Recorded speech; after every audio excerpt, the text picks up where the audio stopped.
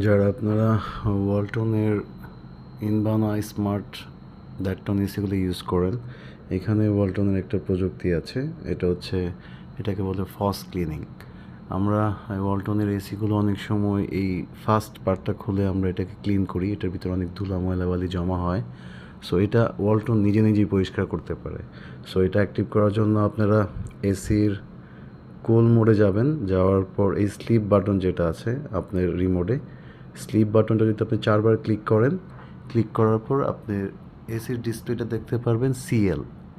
যখন সিএলটা অ্যাক্টিভ হবে, অ্যাক্টিভ হওয়ার পর আপনি ভিতরে আওয়াজ পাবেন, মনে করেন ভিতরে কাজ চলতেছে, সে সেলফ ক্লিনিং করবে। সেলফ ক্লিনিংটা হচ্ছে কি, ভিতরে যে ফ্যান স্পিড আছে এটা লো হয়ে যাবে, তারপর বাইরের যে এই কম্প্রেসারটা আছে ওটা চালু হবে, চালু হলে এই ভিতরে আইস জমতে থাকবে।